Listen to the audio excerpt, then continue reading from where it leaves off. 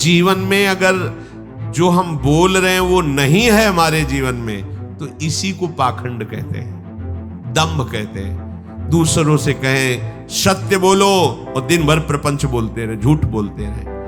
और आपको बताएं, जो आप उपासना करो उसे नियम से करो, नियम से सत्संग सुनो, नियम से जप का एक नियम लो, नियम से सेवा जो लो बहुत काल तक। ये जो लोग कहते ना कि देखो बाबा जी लोग नृत्य कर रहे हैं या किसी का ऐसा, ये नाचना गाना क्या है, क्या जाने।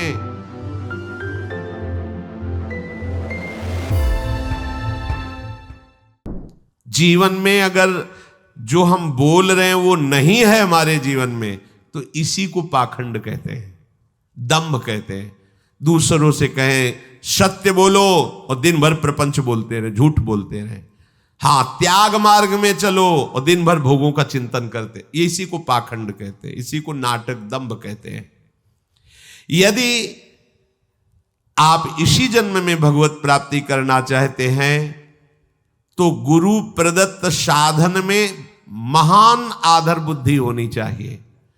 चलते फिरते खाते पीते हर समय इसी महान साधन में आपकी बुद्धि लगनी चाहिए। मन ही मन बार बार जो मन विचारों के प्रवाह दे रहा है उसमें गुरु प्रदत्त साधन को लगाइए। बार बार मन को राधा राधा, बार बार पद चिंतन, बार बार सेवा भावना का चिंतन। जब तक प्रियालाल तुम्हारे हृदय में आकर विराजमान ना हो जाए तब तक साधना पक्की नहीं मानना।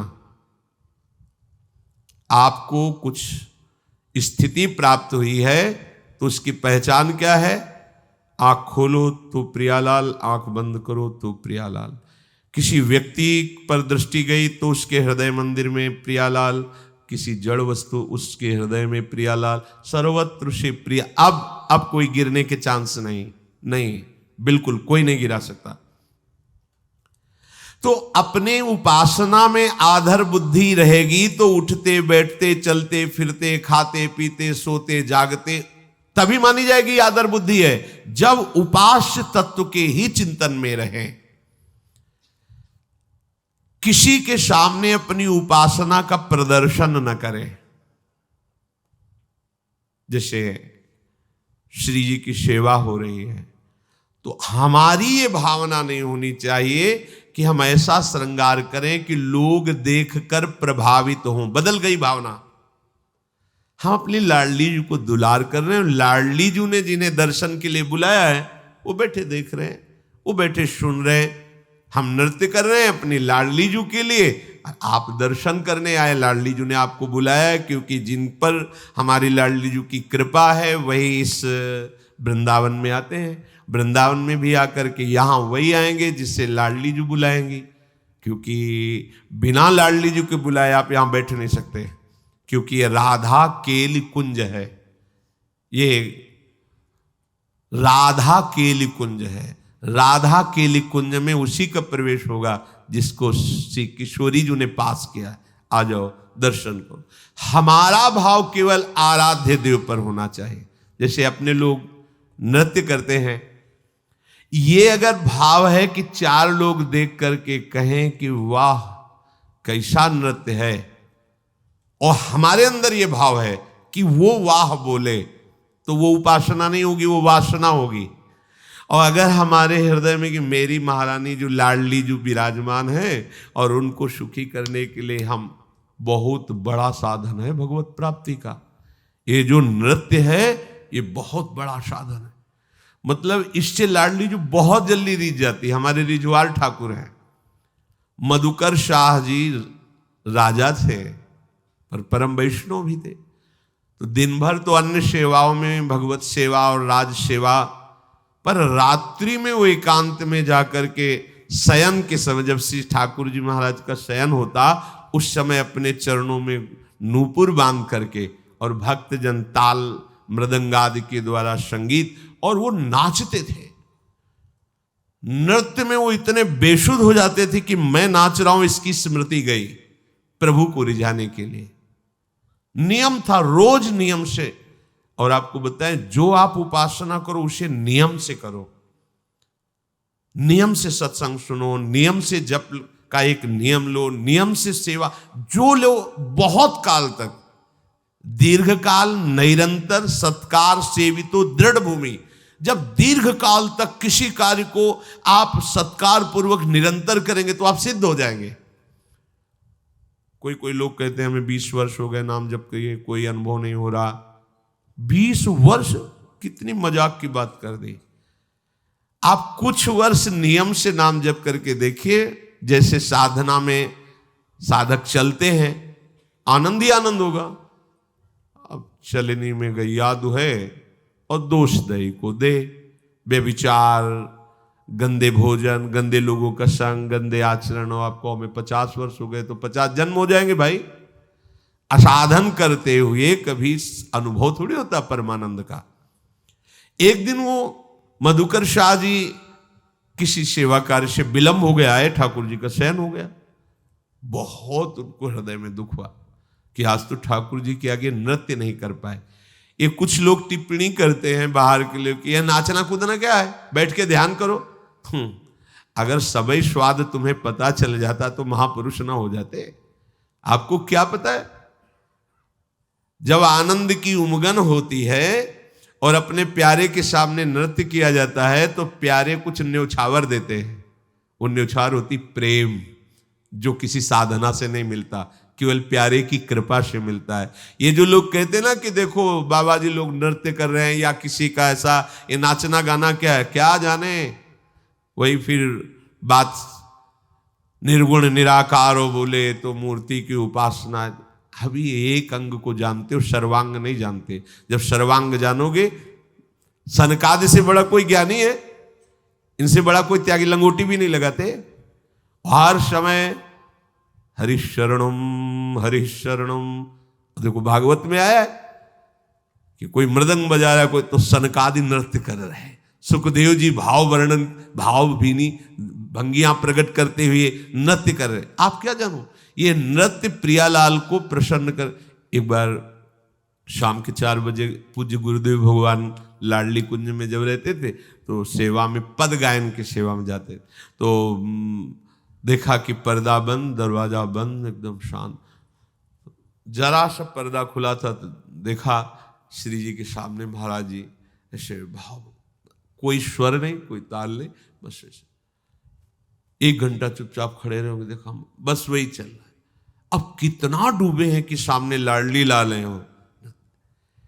प्रियालाल के लिए नृत्य, चाहे सभा में नृत्य हो, चाहे एकांत में नृत्य हो, प्रियालाल के लिए।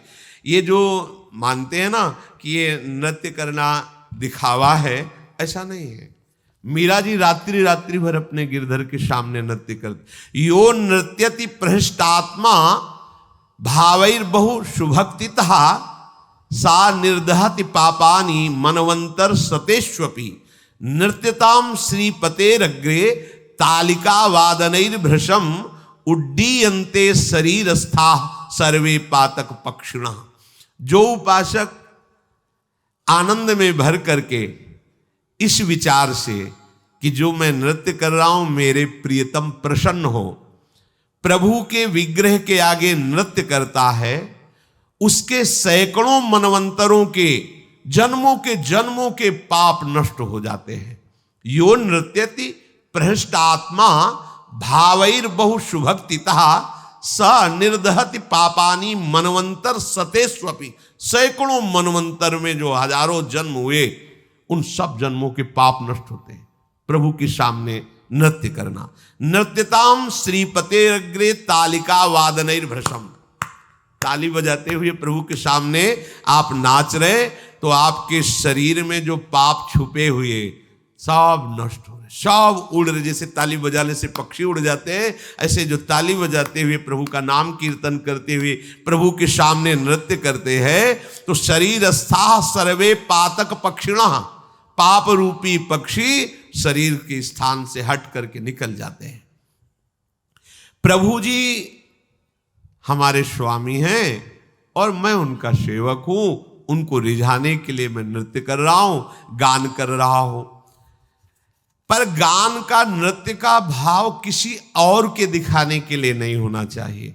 जैसे बहुत कला प्रवृत्ति से नाच करके अंदर भावे कि दूसरे रीझे, बस बात बदल गई। अब वो उपासना नहीं रही। दूसरे की दृष्टि में आना कि मैं बहुत बढ़िया, ये अपने भाव हैं। अब उपासना नहीं रही, अब केवल नाटक है। लेकिन वही नृत्य यदि प्रभु को केवल निमित्त बना, प्रभु को केवल प्रभु को लक्ष्य बना, बस वही आपकी भगवत प्राप्ति का हेतु हो जाएगा। संसार में सब नाच ही रहे हैं, माया नचा रही है, परंतु वो बड़े भाग्यशाली हैं जो प्रभु के सामने नृत्य करते हैं। प्रेम का पंथ निराला है। जब तक हमारे हृदय में किसी और की स्मृति है, किसी और के रिझाने का भाव है, तब तक प्रेम का स्पर्श नहीं होता। एक हड़िया सराय है, प्रयाग से 6 कोस की दूरी पर। वहां श्री ठाकुर जी की सेवा का विस्तार करके नारायण दास जी नाम के एक संत थे। वो जब श्रृंगार कर लेते तो बहुत जोर से फिर नाचते थे, घंटों नाचते श्री ठाकुर जी के आगे। उनका नृत्य ऐसा होता था कि लोग आश्चर्यचकित हो जाते थे। एक होता है बनावटी नृत्य और एक होता है भावात्मक नृत्य, जिसकी दृष्टि में कि सामने प्रभु हैं, उसमें फिर दिव्यता आ जाती है। जो इनके नृत्य को देखे वो लट्टू हो जाए, आसक्त हो जाए। उनकी भावभंगियां, आंखों से आंसू झर रहे, रोमांच हो रहा है, सामने प्रभु बैठे नृत्य कर रहे। तो वहां का शासक मीर था। उसने जो सुना कि हड़िया सराय में कोई संत आए हैं, बहुत विचित्र नृत्य करते हैं और बड़ी महिमा है, सब देख करके आश्चर्यचकित हो जाते हैं। सराय होता है जहां बहुतायत हो, जैसे वृंदावन को संतों की सराय कहा गया है। यहां संत गली गली संत है। हड़िया सराय में मलेच्छों की बहुतायत थी। संतों की महान महिमामयी वृत्ति यही होती है कि जो अभक्त हैं वो भी उनको देखकर भक्त बन जाते हैं। वहां ठाकुर सेवा विस्तार करके नृत्य किया तो वहां के मलेच्छ प्रभावित हो गए और मीर साहब को सूचना दी, जो वहां के राजा थे। उन्होंने भेजा कि चलो हमारे सामने नृत्य करो आकर के।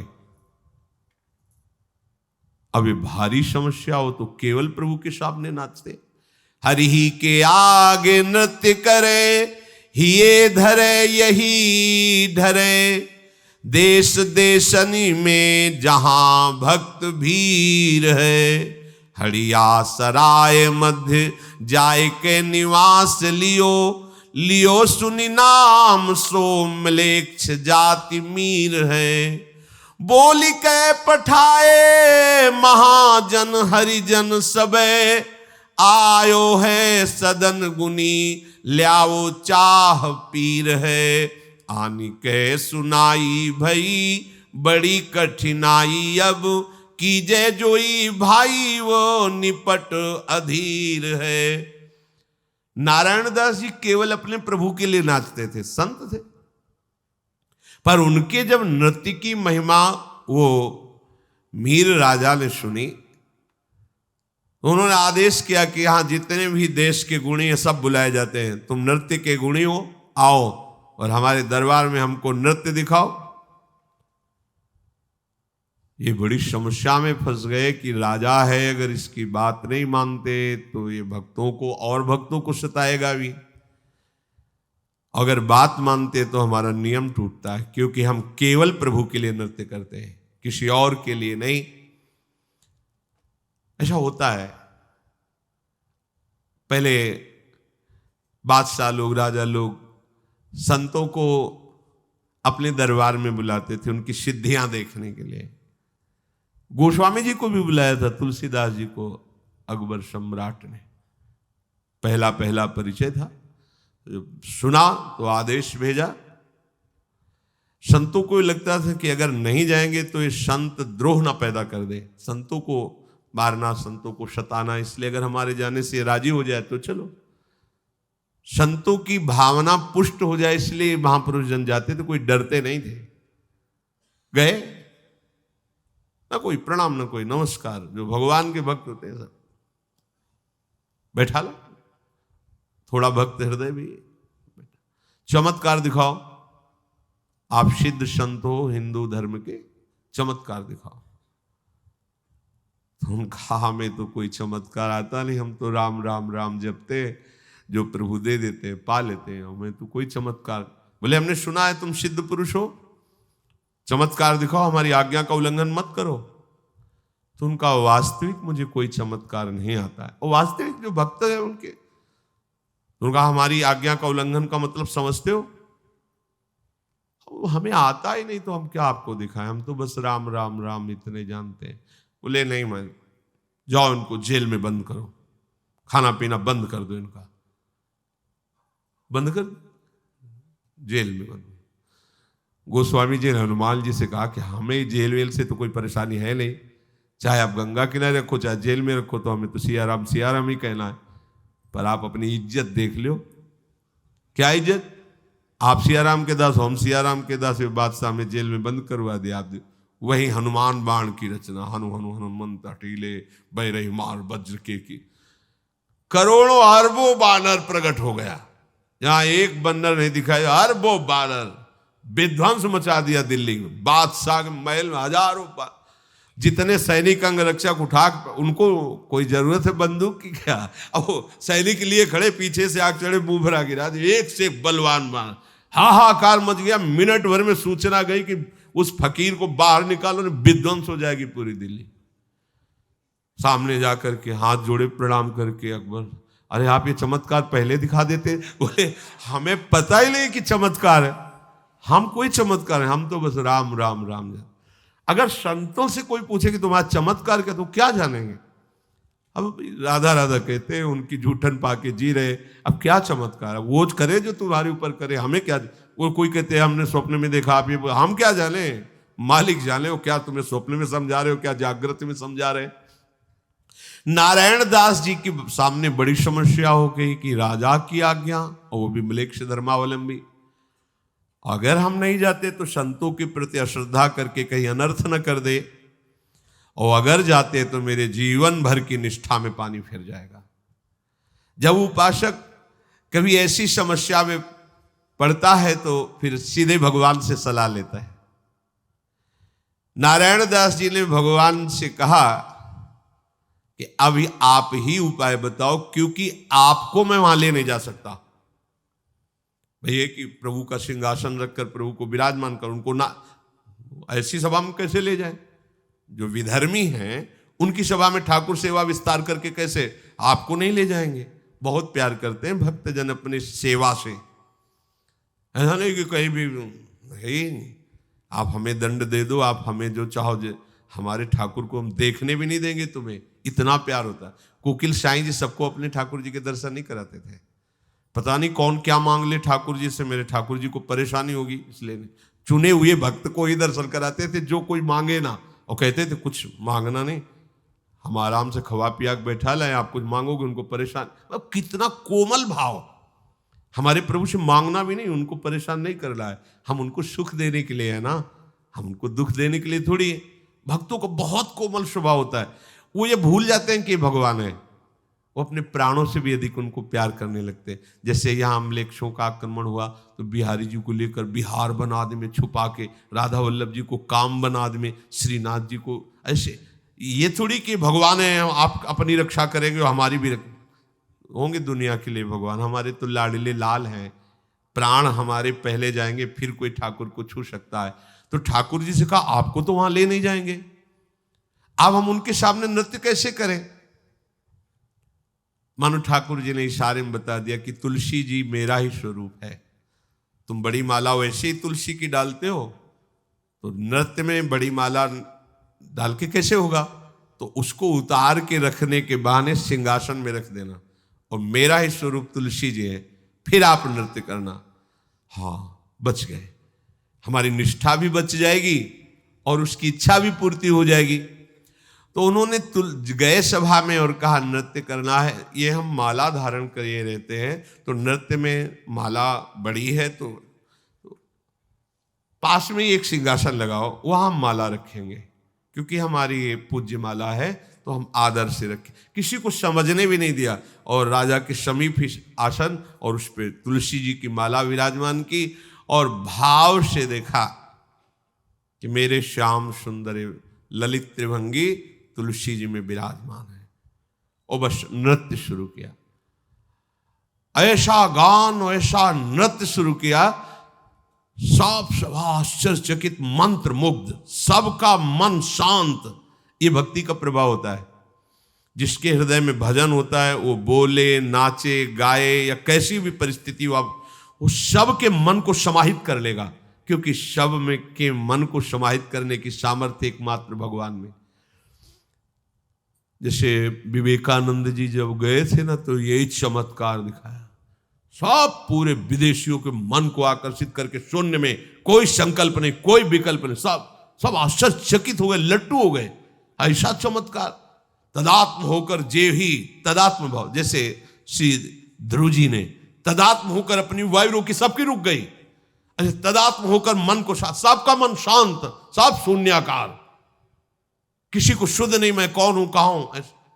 यह आश्चर्यचकित प्रभाव। नृत्य करते पूरी सभा में राजा तक आनंद मगन, पर नृत्य करते करते ललित त्रिभंगी भाव में ऐसे हुए, प्राण छूट गए। सामने दुनिया को दिखाई दे रहा तुलसी की माला, वहां ललित त्रिभंगी लालजू, और उन्हीं का वैसे रूप धारण ललित त्रिभंगी हुए और प्राण समर्पित कर दिए।